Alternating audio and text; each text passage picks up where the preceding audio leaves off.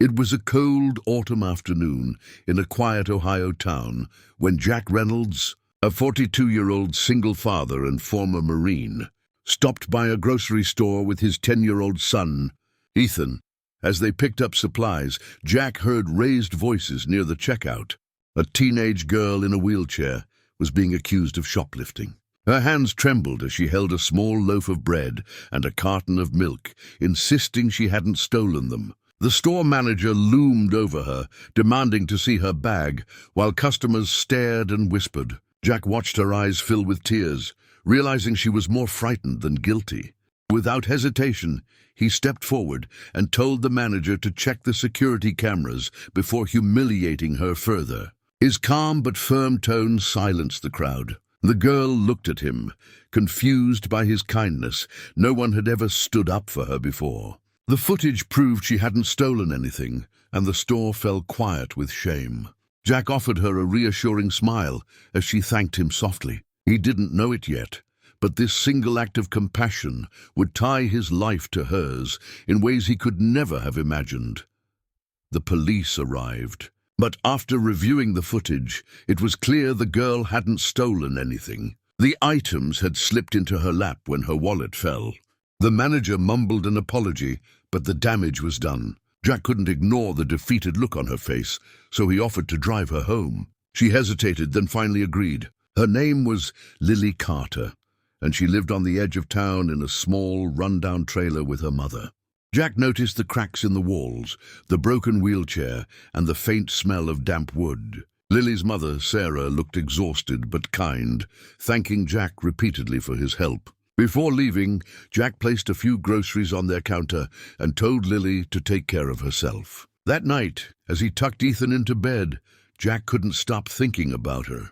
She reminded him of the same strength his late wife once carried through hard times. The next morning, he called a mechanic friend and asked if he could help fix Lily's wheelchair. Jack told himself it was just a favor, but deep down, he knew this wasn't the end of their story. Something about that girl had touched a part of him, he thought. A few days later, Jack returned to Lily's trailer with the repaired wheelchair. When she saw it, her face lit up with joy, and her mother's eyes filled with tears. They invited him in for coffee, and for the first time, laughter filled the small, worn-out home. Sarah spoke quietly about their struggles, explaining that Lily's father had left years ago and never returned after a military deployment. Jack felt a pang of empathy but didn't press for details. As they talked, he glanced at the photos lining the shelf. Lily as a child, Sarah younger and smiling, and then one that made his breath catch. It was a man in a Marine uniform, standing proudly beside Sarah. Jack's heart raced. He knew that face.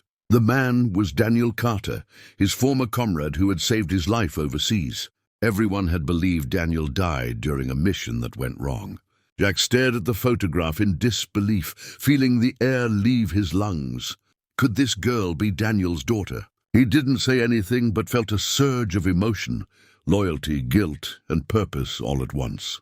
That night, he couldn't sleep, haunted by memories of the battlefield and the brother he thought he'd lost forever. T was long gone. Jack couldn't rest until he knew the truth. The next day, he contacted an old friend from the Marines who still had access to military records. Hours later, the call came. Daniel Carter was alive. He had survived the ambush, but suffered severe head trauma and memory loss. He'd been living in a veterans care facility in another state for years, believing he had no family. Jack felt a wave of disbelief and determination. Without hesitation, he arranged for Daniel to be brought home. When the day came, Lily waited nervously outside her trailer, unaware of who was coming. A car pulled up, and a man stepped out slowly, his eyes searching the faces before him. Sarah gasped, covering her mouth, tears already falling. Daniel's gaze locked on Lily's wheelchair, and his lips trembled as he whispered, "My little girl." Lily cried uncontrollably as her father knelt beside her, his hands shaking as they met hers. Jack stood quietly behind them, his heart heavy and full at the same time. Daniel looked up at him, recognition flickering in his eyes. "You kept your promise," he said softly. That moment bound them all together, not by blood but by love, sacrifice, and a second chance at family.